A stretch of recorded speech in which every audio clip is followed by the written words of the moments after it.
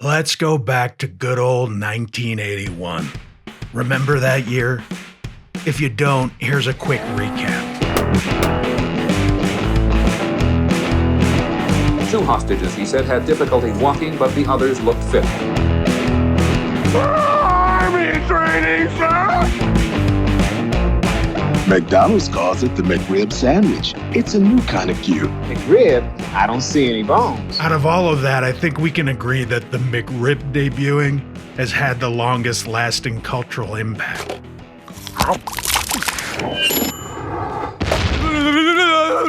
Sir, are you all right? I have eaten the ribs of God. But this isn't a culinary channel. Where was I going with this? Oh, right, horror movies. A shitload of low-budget horror movies hit screens in 1981, especially slasher movies. Riding on the wave of success from movies like Halloween and Friday the 13th, dozens of cheapy slashers were released in 1981. I've covered some in other videos, including the cult favorite Madman, which I did a deep dive on, and you can follow the link to that video in the description for this video. That movie was originally inspired by the Cropsy legend of Staten Island, which served as a regional boogeyman in the area for decades. But when the producers of Madman learned of another film, already in production in upstate New York, they altered their story to less resemble the Cropsy legend and instead created their own boogeyman lore. Of course, I'm talking about the classic slasher film, The Burning, directed by Tony Maylam. The story follows Cropsy, a summer camp caretaker who is horribly burned in a prank gone wrong, and returns 5 years later to seek bloody revenge at a nearby camp. Killer out there! Oh, come on, Michelle. Armed with pruning shears, he stalks and kills campers and counselors during a canoe trip, culminating in a final showdown in an abandoned mine where he's ultimately defeated by two surviving teens. The film features early roles for Jason Alexander, Fisher Stevens, and Holly Hunter, with a score by Rick Wakeman of Yes, and special effects by Tom Savini. Though initially criticized for its graphic violence and similarities to Friday the 13th, The Burning has since gained recognition as a standout slasher of the era, appreciated for its gritty tone, practical effects, and memorable kills. All the shit you sickos love. It's also worth noting that it was co-written by Bob Weinstein, based on a story developed by Harvey Weinstein. Yep, the Weinstein brothers. I suppose you've probably heard of them. Why are so many fun movies of the past tainted by their connection to scumbags and criminals? Oh well, a little bit more on the Weinsteins later, but I'm not going to focus too much on those f***ing guys. In 1980, Harvey Weinstein... shit. Well, he's part of the damn story. Anyway, Weinstein, eager to break into filmmaking, developed The Burning with producing partner Michael Cole. Inspired by the aforementioned upstate New York urban legend of Cropsy, and followed slasher conventions of the era. Tony Maylam, known for music documentaries like the Genesis concert movie in 1977, was hired to direct, and production was rushed to capitalize on the slasher craze, just like 50 other movies that year. Funded in part by the Weinstein's parents, the project marked the beginning of Miramax Films, though the inexperienced team underestimated costs, causing the budget, reportedly between $500,000 and $1.5 million, to balloon. Balloons are funny. On one hand, they can provide merriment to children, and on the other hand, they can be used to smuggle heroin in your rectum. But I digress. Casting for The Burning took place in New York in spring of 1980, with filming beginning by August 18th of the same year. Director Tony Maylam met most of the cast in person, first selecting Brian Matthews, who had to dye his hair brown to appear more macho. I'm not sure it worked. And Leah Ayres, already a TV regular. Larry Joshua, who was older than his co-stars, went on to a steady TV career. Got where you going, punk? As I mentioned before, the film also marked the big screen debut of future stars Holly Hunter, Jason Alexander, and Fisher Stevens. Here's a clip of him playing an Indian guy in Short Circuit. I don't know about you, but I am planning to scream and run. Good answer. Oh! Fun. Legendary makeup artist Tom Savini was brought on for special effects, choosing The Burning over Friday the 13th Part 2 due to disagreements with its logic and a preference for The Burning script. At least that's what he says. There shouldn't be a Jason. That's what I was thinking. And they said, oh, no, we're going to change that. And then it comes out and there's Jason, so. And he's still around. I cut his head in half in Part 4. We still have Jason running around, Anyway, so that's when The Burning came. The cast, many of whom were local and familiar with the Cropsy urban legend, wore their own clothes, adding to the film's realistic aesthetic. This was actor Brian Backer's first screen credit. He would go on to have a major role in Fast Times at Ridgemont High, and also appear along with his The Burning co-star Ned Eisenberg in the underrated comedy romp Moving Violations. You guys seen that one? I've got all your albums, man. You're the greatest. In that movie, Eisenberg played an edgy character named Wink Barnes, who had this memorable scene with Jennifer Tilly. Did you see Friday the 13th? No, I didn't. What about the 13th, 2, 3, or 4? What about 5? Missed them all. It's too bad. They were great. A lot of bloody, gory stuff. Hey, did you like it more when Clint Eastwood got stuck holding the severed arm in Tightrope, or when they cut those guys' arms off in Scarface? Well, let's see. Oh, there's my bus. Gotta go. Nice talking to you. Wink Barnes goes on my top 10 list of horror-related characters in non-horror movies, for sure.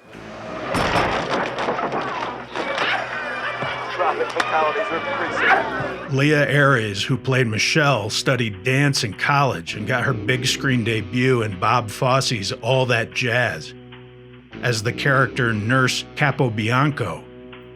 After working in commercials for years, she got a gig appearing in ads for Kenner's Darcy CoverGirl doll. She didn't have a background in modeling, but she said they were looking for someone who could look like a model but talk to the camera for 24 seconds straight. What a talent. Carolyn Houlihan, who played Karen in the film, was Miss Ohio USA in 1979 and a relative newcomer to acting when she was cast in The Burning. According to director Tony Maylam in later interviews, Houlihan originally agreed to perform nudity for the role. Maylam recounted that when it came time to actually shoot the scene, an extended sequence where her character swims naked and walks along the shore, Houlihan found the experience far more distressing than she had anticipated. Despite having verbally committed to the scene, once on set, the reality of being fully nude in front of a mostly male crew, outdoors, and under time pressures caused her considerable discomfort. Like I said, Holly Hunter also had a minor role. It was her first film. In an interview with Total Film magazine, Holly Hunter had the following to say about her screen debut. I'll do my best Holly Hunter imitation. Well, look. I got paid more than I ever could have imagined on The Burning. I was making over $1,000 a week, which was incredible. I could make my rent and I didn't have to wait tables for a while. I got all these new friends and I was kind of a glorified extra. I got my Screen Actors Guild card, so it was fantastic. I feel like I nailed that. Moving on. The film shot in the late summer of 1980 around Buffalo and North Tonawanda, New York, using real summer camps. Much like Friday the 13th, they didn't have the budget to build one. Director Tony Maylam said that the original script had the finale set in a boathouse, but concerns about safety forced the production to change to a copper mine. You know that cliche about directors playing the killer in their own movies? Wait, is that a thing? I know that Dario Argento claims to have donned the black gloves to film killer scenes in many of his movies. And of course, then there's Jim Henson. But also, Malem says that he portrayed Cropsy in many of the scenes himself to achieve the precise look and feel he wanted for the character. I got no reason not to believe him. According to Tom Savini, he only had a few days to create Cropsy's melted look. He said he based the design on a burn vagrant he had seen in Pittsburgh and burn victim medical references he studied in a book. Kinda creepy, Tom. Despite the rushed schedule, Savini was happy with the results and even went on a publicity tour. For his work on The Burning, he said that he reused and refined techniques from other films he had previously worked on, including the throat-slitting scene and Cropsy's climactic axe-to-the-face demise. I wonder which films he meant. Friday the 13th. It's Friday the 13th. Anyway, he said that when he was crafting effects in his dressing room, he liked to think of himself as an assassin as cast members lined up to learn how they'd be killed. Yikes. You okay, Tom? He also did stunts. The shot of Cropsy's legs kicking wildly in the fire was actually portrayed by him. Jack Shoulder, who edited The Burning, went on to direct New Line Cinema's first major film, Alone in the Dark in 1982. Alone in the Dark. Starring Jack Palance, Martin Landau, and Donald Pleasance. And later helmed A Nightmare on Elm Street 2, Freddy's Revenge. You know, the gay one. Tony Malem said that a sequel to The Burning was discussed during production, but he didn't want to be typecast as a horror director, and the film's disappointing box office ultimately killed the project. Like an assassin. Seriously, Tom, do you need to talk? The film got positive reactions at test screenings and was acquired by Filmways Pictures in February of 1981, despite the company's financial woes. Known for horror classics like Dressed to Kill, Filmways briefly considered renaming it Tales Around the Campfire, but ultimately retained the original title. That's interesting because did you know that the original title for Mel Brooks's Blazing Saddles was Farts Around the Campfire?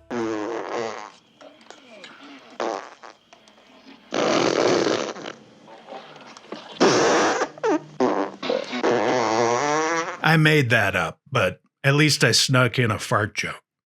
The Burning opened in May of 1981 in Florida on 110 screens and did pretty well in Buffalo where it was filmed, grossing $33,000 across a few theaters. However, overall, its U.S. box office was disappointing, lasting only 4 weeks in the top 50 and earning roughly $270,000 initially. The film faced heavy competition from other bigger slashers like Friday Part 2 and Happy Birthday to Me, another classic, which overshadowed its release. When it opened later in New York in November of 1982 with new promo art, it received poor reviews and quickly dropped from theaters. Despite its mostly tanking in the US, The Burning performed a bit better internationally, particularly in Japan where it grossed a reported $1.2 million in just over 2 weeks from a limited release. It's like I always say, the Japanese love Jason Alexander. In the UK, it had a modest initial run and quickly lost momentum, like a fat guy on a jet ski. With a budget of around $1.5 million, the movie ultimately recouped its cost worldwide. While it never achieved major commercial success in the crowded American slasher market, the film has since gained a cult following and remains a standout for its connection to the subgenre's boom in the early 80s. It faced pretty heavy censorship due to its graphic gore. In the US, the MPAA required several cuts. I mean, they wanted less cuts. Cutting. You know what I mean. For it to get an R rating, with the uncut version only released on DVD in 2007. I think I have that. In the UK, the BBFC also imposed several cuts and classified it as a video nasty when an uncut version was accidentally released on home video, leading to possible legal action. Old Harvey Weinstein was tempting his fate with the law even back then. The censored versions remained until the film was finally released uncut in the UK in 2002, with the original uncut release on VHS now considered a valuable collector's item. A recurring criticism among many reviewers was the film's striking similarity to Friday the 13th and its sequel. Roger Ebert notably singled it out as a dog of the week. Well, my dog this week is another artless and disgusting mad slasher movie named The Burning. I don't know if the people who made The Burning know the people who made Friday the 13th Part 2, but they ought to get together. They could save a lot of money on scripts because both of these movies tell almost exactly the same story. A bunch of kids go to summer camp and hear legends about the abandoned camp on the other side of the lake. Years ago, so they say, a man was killed over there in a tragic accident, but they say he never died. His body was never discovered. He still lurks in the woods, ready to pounce on unsuspecting teenage campers. Man, along with his cohort, Gene Siskel, that guy really hated slasher movies. Someone should make a video about that. Oh, right. Someone did. Check it out. Link in the description.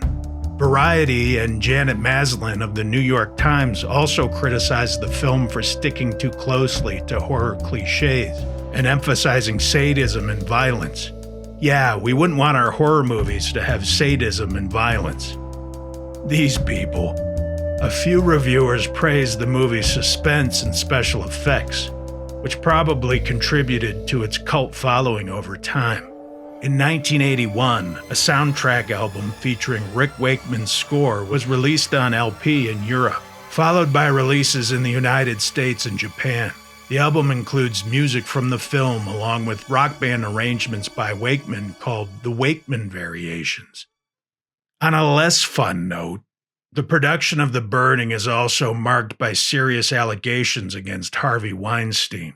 Former production assistant Paula Wachowiak, I'm sorry if I'm butchering that name, accused Weinstein of predatory behavior during the filming. She claimed harassment that persisted through the film's release.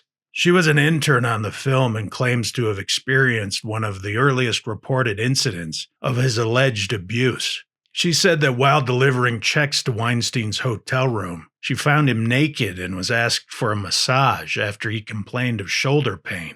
Wachowiak refused, later telling the production staff about the incident, which she described as traumatic but has since moved past. According to her, that fucking guy was pulling that shit all the way back in 1980, but nobody in Hollywood knew about it, right? If you believe that, I've got some property straddling the San Andreas Fault I'd like to sell you. But on a happier note, The Burning is a really fun and inventive slasher from a time when the subgenre put out most of the movies that stuck purely to the form and set up the rules for slashers in the decades to come. If you haven't seen it, from a talented cast to an ambitious director to a brilliant and twisted effects artist, you should give it a watch. It'll kill your boredom like an assassin. Really, Tom, that sounds like a cry for help. Call me. Dread Diver